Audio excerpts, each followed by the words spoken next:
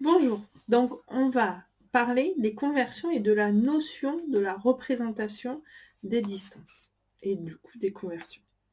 Donc c'est dans ce livre, Les maths apprivoisées 1, la page 56, c'est repris à la page 155 jusqu'à la page 162. Donc à la page 56, je parle de l'importance des jeux de société qui peuvent commencer à apprendre aux enfants les additions, les soustractions, avec le jeu de loi, le jeu des petits chevaux, le Monopoly, etc. C'est très très bon n'importe comment de jouer à des jeux de société. C'est beaucoup mieux que de jouer sur des ordinateurs ou des écrans. Déjà, c'est interactif et on fait des choses avec nos enfants, mais ça, c'est un autre sujet. Donc là, en fait, je ne sais pas si vous connaissez le jeu Grand-mère, que veux-tu? Donc c'est un jeu qu'on pratiquait, ma génération quand on était petit. Donc il y avait une copine qui se mettait là. Nous, on était plusieurs sur une même ligne et on demandait à notre copine, qu'on appelait grand-mère, ce qu'elle voulait. Donc on disait: «Grand-mère, que veux-tu?» Donc grand-mère, elle pouvait nous dire, 5 pas de fourmi. Donc un pas de fourmi, ça représentait 1 millimètre. Du coup, on avançait un tout petit peu, mais 5 fois un tout petit peu. Ou alors elle pouvait nous dire 2 pas de poussin ou 1 pas de géant. Et en fait, on devait chacune avancer. Et à ce moment-là, quand on avait avancé, il ne fallait surtout pas oublier de dire merci grand-mère, même si elle nous avait fait avancer d'un tout petit peu, sinon on retournait à case départ. Alors voilà, c'était assez rigolo.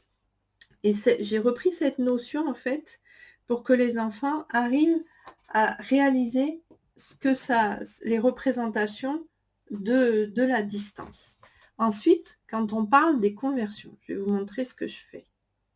Donc ça, c'est des nouveaux PDF que je suis en train de fabriquer et que je vais mettre sur mon site. Ça sera peut-être offert. Vous pourrez peut-être les télécharger. Parce qu'en fait, les enfants, j'ai remarqué qu'ils travaillent quasiment plus avec les conversions. Et je trouve que c'est bien dommage. Donc, je vais faire des petites choses comme ça. Donc, si on doit convertir 3 cm en millimètres, donc 3 cm, ils vont dans cette case. Combien cela représente de millimètres? Ça représente 30 millimètres. Alors, c'est bien de dire à l'enfant, comme un pas de poussin est 10 fois plus grand qu'un pas de fourmi, c'est-à-dire une fourmi est obligée de faire 10 pas pour arriver à faire un pas de poussin. Et bien 3 pas de poussin représentent 30 pas de fourmi. Donc ces notions sont visibles en fait pour les enfants. Ils arrivent à les concevoir plus facilement en imaginant. Donc bien sûr, j'ai pris des animaux.